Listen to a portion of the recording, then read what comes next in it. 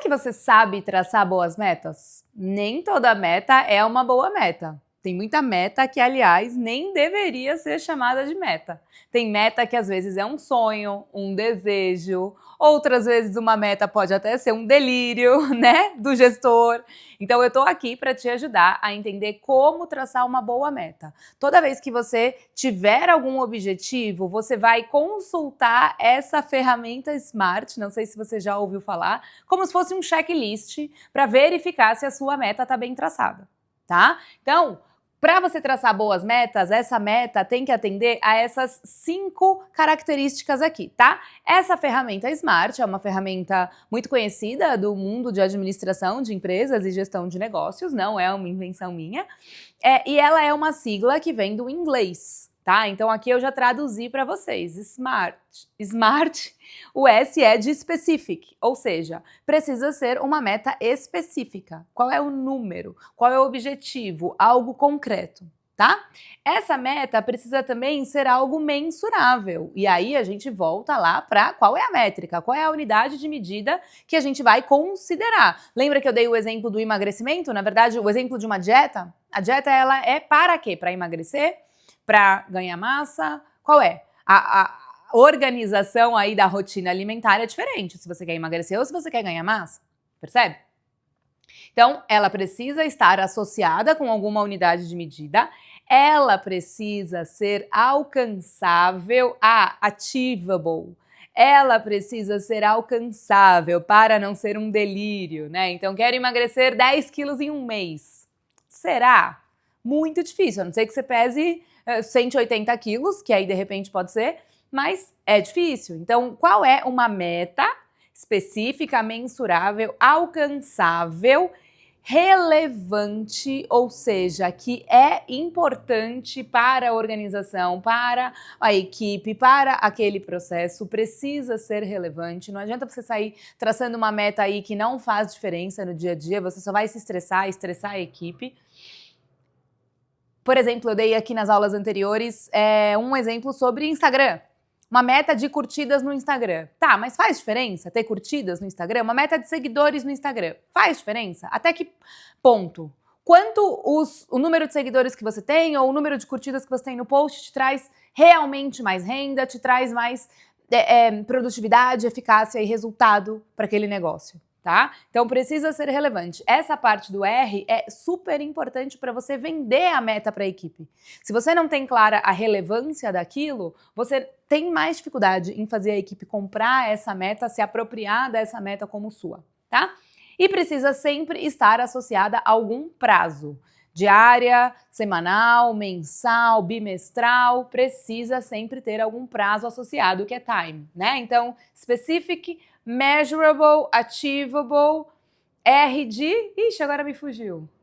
De relevante, mas eu não sei, me fugiu a palavra do R em inglês, daqui a pouco eu lembro. E T de time. Time associated, precisa estar associado a algum prazo ali, tá? E dentro do alcançável, eu gosto também de incluir uma outra consideração. Iniciada e concluída pelo sujeito.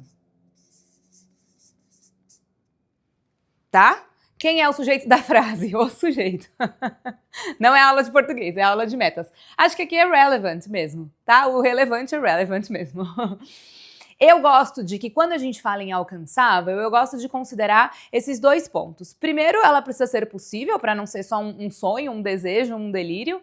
E segundo, eu gosto que a meta individual, a gente vai falar nas próximas aulas sobre metas coletivas e metas individuais, tá?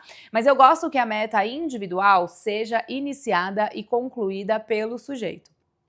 Então, nas aulas anteriores, eu dei um exemplo de uma recepcionista que pode receber uma bonificação por venda, mas ela não é exatamente a pessoa que faz a venda. Ela pode, sim, ter oportunidades de venda ao ofertar um produto extra para um cliente, ao conseguir uma indicação daquele cliente, de algum familiar, de algum amigo, ela tem essa participação na venda, sim.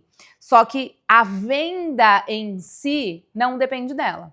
Percebe? A não ser que, claro, seja um produto no caixa, né? A pessoa chegou para comprar a caneta azul e a própria recepcionista oferece, você não quer a verde também? Aí tudo bem, beleza. Mas a gente pode estar falando, por exemplo, de uma clínica veterinária. Então, a recepcionista, ela recebe os pacientes, direciona para o atendimento pela fisioterapeuta, pela veterinária, marca a próxima consulta e por aí vai, né?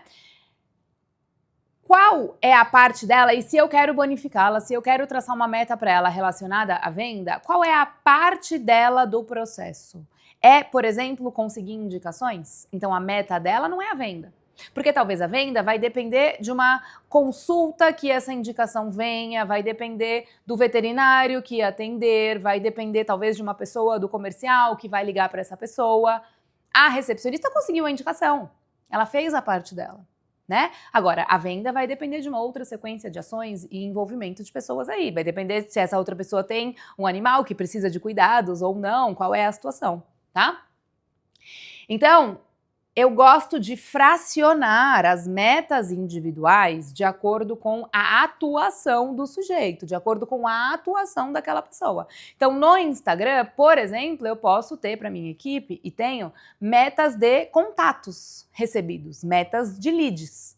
Porque a pessoa que faz a programação dos posts, a pessoa que faz a programação dos anúncios, tem um objetivo claro ali. Ela tem que me trazer contatos. Desse contato, para ele se transformar em um aluno, para a gente fazer alguma venda, ele passa por um outro processo. Então depende de quem é essa pessoa, com quem ela vai falar, o que ela vai encontrar na página de vendas do meu curso, por exemplo. Aí é uma outra parte do processo, entende? Então eu pego a etapa que é iniciada e concluída por aquela pessoa para traçar a meta dela, tá? E de novo, precisa ser específica, mensurável, alcançável, iniciada e concluída pelo sujeito, relevante e sempre associada a algum prazo, tá? Agora, para eu traçar uma boa meta, eu devo considerar a necessidade do negócio ou eu devo considerar as possibilidades e a realidade da equipe? Não sei se já aconteceu com vocês, comigo já aconteceu algumas vezes de eu entrar um mês com a empresa precisando vender muito mais do que eu já vendi ao longo de toda a história da empresa. E aí? Significa então que se eu nunca vendi isso, vamos supor, vou chutar um número aqui, preciso vender 10 mil reais esse mês. Se eu nunca vendi 10 mil, eu sempre vendo 2, 3, significa que eu não tenho uma equipe hoje capaz de vender 10. Porque se fossem capazes, já teriam vendido, né? Agora eu preciso vender 10. Porque se eu não vender 10, eu não pago as contas. Então eu traço a minha meta direcionada ao que eu preciso ou eu traço a minha meta direcionada ao que a equipe é capaz de entregar. Se você traça uma meta muito além da capacidade da equipe, 10 mil nesse exemplo que eu tô dando, a equipe pode até entender a necessidade daquilo, a equipe pode até querer fazer aquilo acontecer, mas dificilmente eles vão fazer com aquele empenho, com aquele afinco, porque eles não acreditam que aquilo é possível. Então, se eu não acho que eu consigo, é eu te convidar para, por exemplo, vamos correr uma maratona comigo? Te dou R$1 milhão se você amanhã correr 42 quilômetros comigo, mas tem que correr do início ao fim e não pode parar. Topa? Você pode até querer ganhar R$1 milhão, você pode até querer fazer uma corrida comigo, se você gostar de mim. Agora, se você nunca correu na vida, se você não sabe correr, o seu corpo não vai aguentar. Você pode tentar, você pode se esforçar, você pode se matar. Antes dos 42 quilômetros, você vai quebrar, você vai parar. Entende? Então, não é uma questão sempre só do querer, da vontade. Tem sim isso, claro, mas tem também a associação à competência, à capacidade da pessoa. Então, nesse caso, o que eu recomendo? Você tem que ir criando metas intermediárias para que a pessoa ache possível. Então, eu posso te convidar para correr 5 quilômetros comigo? Você nunca correu, mas 5 também não é muito, podemos tentar? Podemos caminhar 2 e correr 3? Podemos, entende? E aí você vai aumentando, aí semana que vem a gente vai correr 6, depois a gente vai correr 7, e aí você vai aumentando a meta de acordo com o aumento da capacidade e da competência da equipe. Faz sentido? É uma situação complexa mesmo e é realidade, né? Gerir um negócio, ter uma equipe não é simples e a gente se vê diante de dilemas assim o tempo inteiro. A meta que eu precisava é uma, a capacidade da equipe é outra, por isso que a gente precisa ter ações associadas à meta. Eu preciso traçar uma boa meta e eu preciso, em conjunto com isso, traçar um bom plano com a minha equipe. Eu preciso, talvez, reforçar o treinamento dessa equipe. Eu preciso, talvez, associar alguma tecnologia para o dia a dia dessa equipe, para que eu consiga ganhar mais força aí de ganho de eficácia, de resultado, de produtividade, enfim, trazer uma contratação mais sênior para essa equipe. Não sei. É aí que entra o momento de que a gente tem que saber arriscar, a gente tem que saber tomar boas decisões, mas sempre direcionado para algum objetivo, tá? Então, é importante que você, aqui nessa aula, eu só quero que fique claro que a meta tem que ser possível, tem que ser iniciada e concluída pelo sujeito, tem que ser relevante, fazer diferença para o resultado do negócio, tá? E aí a estratégia eu tô numa situação dessa que eu preciso vender muito mais do que eles podem, ou eu preciso traçar uma meta aí, a solução você vai criando metas intermediárias, saiba que não vai ser uma única ação isolada que vai resolver esse problema do dia para a noite, você vai ter que buscar aí medidas emergenciais e urgentes, né, alternativas aí para você cobrir o seu caixa de alguma forma, mas não foque só nas medidas de curto prazo. Associe a elas as medidas e as ações que vão te ajudar a fortalecer a equipe no longo prazo. Então vai traçando metas intermediárias, busca aí, de repente, uma promoção, algo especial esse mês para te ajudar com o caixa, desconto para pagamento à vista, por exemplo, se a sua questão é caixa e se isso é possível para você, mas não foca só nisso, foca principalmente em dividir o seu tempo em como eu preparo essa equipe para que daqui a pouco eles sejam a equipe capaz de vender os 10 mil que eu preciso.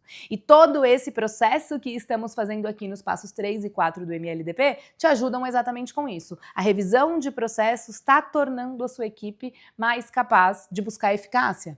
A implementação e a orientação para indicadores, para metas, também está fazendo com que a sua equipe ganhe aí mais musculatura de eficácia e de resultados. Faz sentido? Então agora eu quero que você olhe para suas metas e entenda se elas dão um checkzinho aí. Ela tá? Você vai fazer aqui, ó, o checkzinho igual eu vou fazer aqui. Ela tá específica? Ela tá mensurável? Tá com uma métrica, com um indicador associado? Tá alcançável, iniciada e concluída pelo sujeito? Tá relevante? Tem algum prazo? Ok, você tem uma boa meta.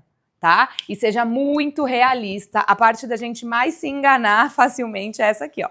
Seja muito realista no alcançável e no iniciada e concluída pelo sujeito, tá? Se você, por acaso, hoje não tem nenhuma meta, treina a criar uma meta. Cria agora uma meta aí. Você pode olhar para o seu setor, já para os processos que você tem olhado aqui nas aulas anteriores, já te pedi para identificar os seus 2 principais processos-chave e as métricas associadas. Agora, traça uma meta. Qual é a meta possível para esse próximo mês, para essa próxima semana? E faz essa verificação com a ferramenta Smart aí. Tá legal? Qualquer dúvida, manda aqui nos comentários. Nos vemos na próxima aula.